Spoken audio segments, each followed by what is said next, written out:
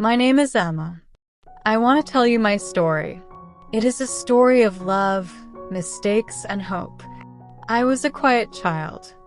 I didn't talk much. I didn't have many friends. My parents were very strict. They said no playing, no friends, no hobbies. I stayed at home all day.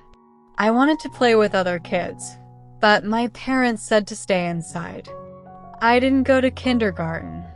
When I started school, I was scared. I asked myself, how will I talk to other kids? But soon I made some friends. I stayed quiet at school. I told myself, be quiet, be safe. I wanted to join art classes and sports. I love drawing, but my parents said no, focus on your studies. Art is not important. After school, I went to college. I met a boy named Ryan. He was tall and funny. He made me laugh. He said, "You are so beautiful." I felt special when I was with him. We talked for hours. He told me, "You are my best friend." I wanted to study and get a good job, but Ryan didn't like that. He said, "Why do you need a degree? You can marry me." I was 18 years old. I was in love.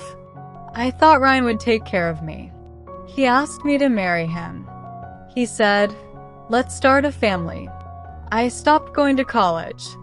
I gave up my dreams.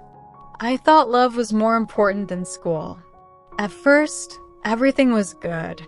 We were happy. We had a daughter. Her name was Lily. She was small and sweet. But things started to change. Ryan told me, "You can't wear those clothes." He didn't like my tattoos or short hair. He said, "Change your style." I stopped meeting my friends. Ryan said, "You don't need them. Stay home with Lily." Ryan started coming home late.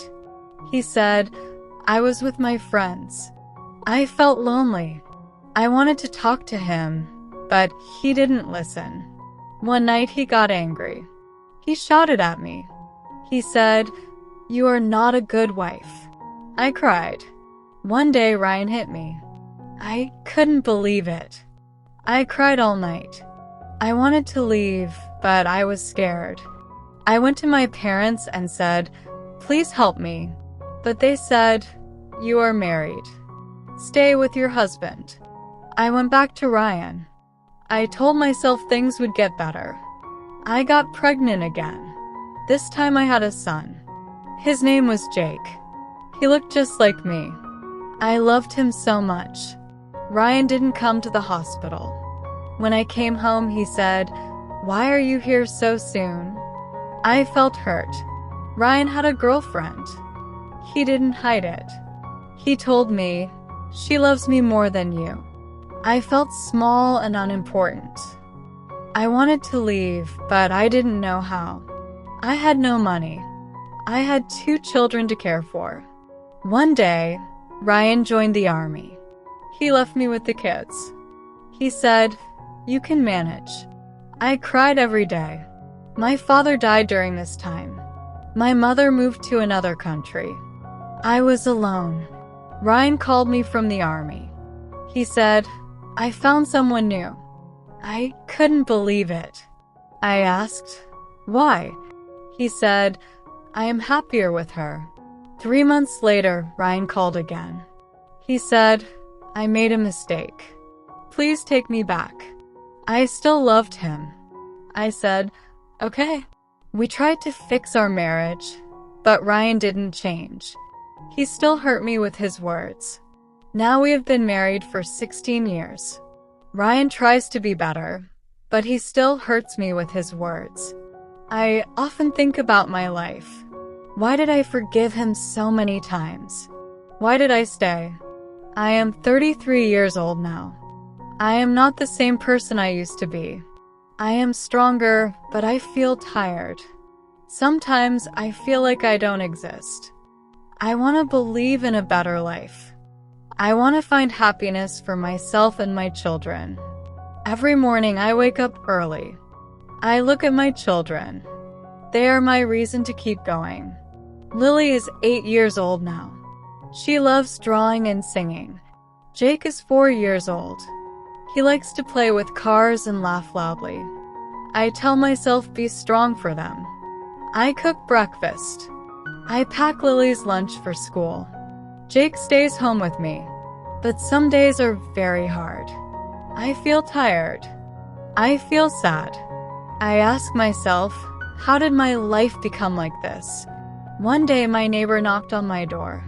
Her name is Sarah. She smiled and said, "Hi, Emma. Do you want to come over for tea?" I wanted to say no. I was scared Ryan would get angry, but I went.